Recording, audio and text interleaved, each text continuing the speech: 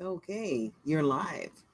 I thought I would just do this and test it out and see how it works going live and understanding, what you actually are going to sacrifice doing this live stream. I didn't tell anybody I was doing it, but I really did want to come on and have a conversation about what I have learned in my year here in Nevada and understanding, a lifetime of learning what I've learned in the public education system and raising my children.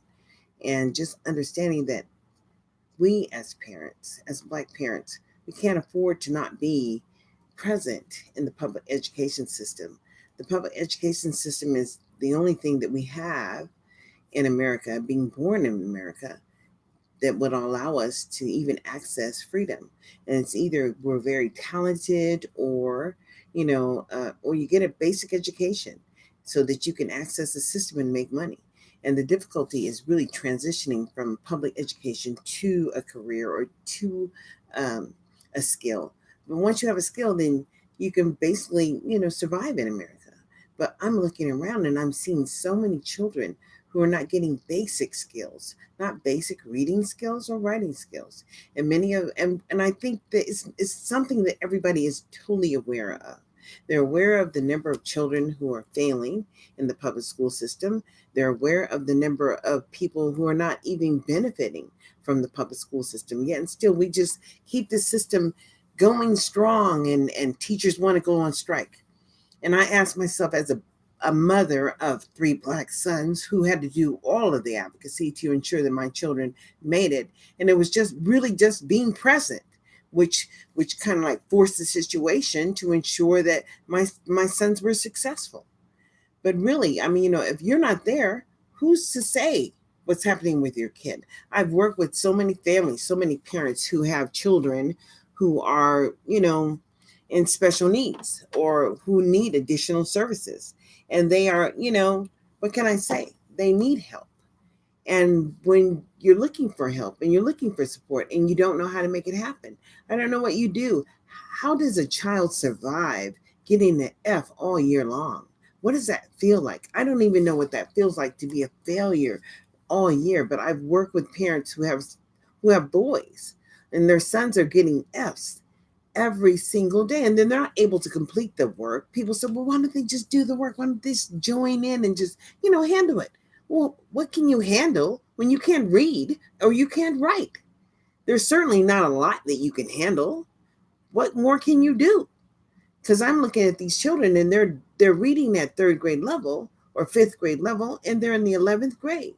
And so, what were they going to complete? That's what I like to know. I mean, even with my youngest son who was autistic and in the spectrum with a communication handicap right there, um, he was able to complete his work only because he was given the services. But for our children, the many of them, the ones who look like my son, whose parents were not as engaged as I was, well, those families were, those children were getting Fs. And it was just something that was just okay. There was a number of kids in the classroom who were just going to fail.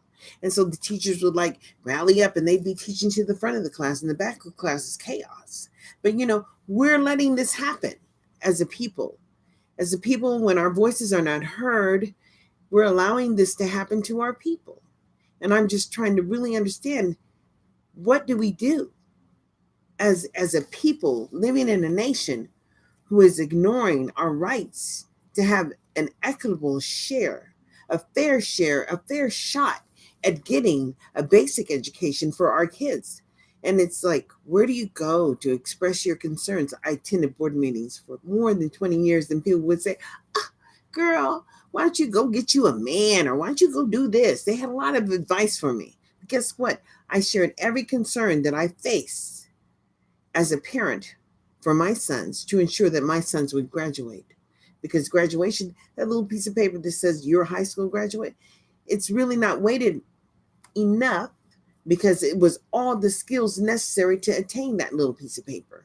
Because without that little piece of paper, you can't move forward in life. And you have to know that so many kids, even if they don't have that little piece of paper, that says that they can, complete assignments and finish, tasks or whatever, then those people, well, what can I say? That's the first thing people ask. Do you have a high school diploma? Or are you a college graduate? What would, what would make us want to hire you? But really, when you look at the level of knowledge that many people have with those credentials, it could be limited. That's just so true. They may not have good skills because simply we live in a pay to play society now, and people can purchase. People were buying placement in the most prestigious schools in America, and it was just happening, and it was something that was allowed to happen. I think that is what's concerning, that it was just allowed to happen. Oh my goodness, I'm just so full because living here in Clark County, Las Vegas, and understanding that I was able to, as a parent, volunteer for the past, wait, gosh, I'm 60 now, but for the past 40 years or so, I really have had my foot in public education or public services, or however you want to say it, because I became my children's advocate. I became my children's ability to be successful and to be, to just make it through the system so that they could be self sustaining. And so, in learning that I had to show up, if they were showing up, I needed to be there. And especially my last child, simply because he started school. When he started school, they said that he was severely mental retarded and communication handicap. And I said, oh no, I don't see how that could be. I thought he was very bright. What I didn't understand was, how to, support him. And so I just agreed to put him in a program that was communication handicap for children with disabilities. I agreed to that right away. And when I found out that the teacher was having problems, it was time to move him immediately, because he said, teacher did this, owie, owie, hurt. And I'm saying, oh no, we don't get to do that. No one gets to do that to my child. And immediately I became an engaged parent. I worked with Michael Rosenberg. He's a state disability counselor for Area Board 3. He's a wonderful person. He made a commitment to me to support my children. And I had two that had disabilities, and I had one that was gifted, but the one that was gifted barely made it through high school. But the real deal is that my children with the disabilities got the support and services that they needed to ensure that those skills that they attained in high school, they're lasting for a lifetime. And it's just a blessing. I see it as a blessing. So I really, I think that parents really need to know that without parent involvement in the public school system, because we voted so long ago to empower our local communities by saying that would be the the persons that would ensure that the public education system would be accountable. We voted as citizens, and I think it was before I even started to vote that happened. And once parents started to become engaged in the system, well, for whatever reason, we're looking at Black people who have been engaged in public education for less than 55 years. So 55 years in being engaged in the oversight of public services, which we really never, ever met a basic engagement. I think that, when the Black Panther movement happened, there were a lot of things that happened for America that were really good, like the free lunch, the SNAP program, even early, Medicaid programs were started because of the Black Panthers. That's what I was able to just, find out. And so even with that limited amount of information, understanding that, we were monumental in the creation of the foundation of America, and know that Blacks have been involved in inventing, all kinds of things. And it's amazing. But guess what? When we look at Black people across America, it's limited. We're restricted. We're not allowed to work in our local communities because of whatever. Prop 209 happened in California. I did know that.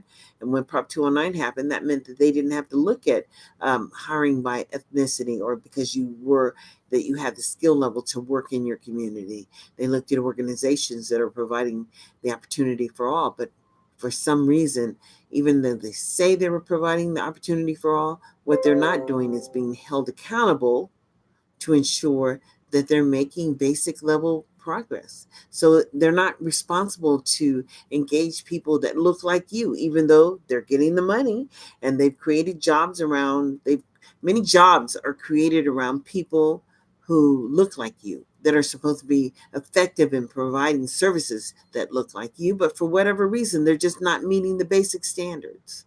And so I'm going to end the stream for just a minute. I'm going to go off. It's been like 10 minutes and 32 seconds. I didn't know if I could do this or not, but I don't see a problem in it. But I'm going to come back and talk some more tonight, because I'm going to call a few people and get them on so that they can, people that I've supported in the past, and so that they can share with you the battle that we're still having. We're still having a battle simply because it's so difficult.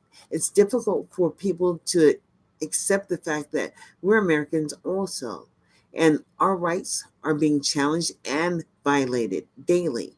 And so what do you do when your rights are being violated? How do you share that you have a concern when you show up at a public meeting, and what happens at the public meeting is somebody just, well, thank you for your input, but they're not responsible for the bottom line. The bottom line is, are people who look like you even benefiting from the services that they're being offered and mandated to attend or participate in? And so I want to talk some more tonight, because it is important that I have the ability to share my concern. Every time I want to share, I realize that Blacks were enslaved in America, but it doesn't mean that I have to be burdened by the past. Other people have had a past in America too, but guess what? They're accepted when they cross the shores and become living in America. Even if they're not citizens or immigrants, they have more rights than the people who are born here. And so it's just so important. I mean, so critical that we wake up, and it's time to wake up. It's time to understand that we have a personal responsibility to understand that we have to benefit our own children, and that we have to be there for them. And so this is all about sharing a little bit of knowledge, because I probably could do this 24/7 simply because I've learned so much about being involved and being an engaged parent. And I think that I can support or share with you the importance of being there for your child, to ensure that your child has an equitable opportunity to be successful in America. And so I'm going to end this stream for now and look forward to getting back to you.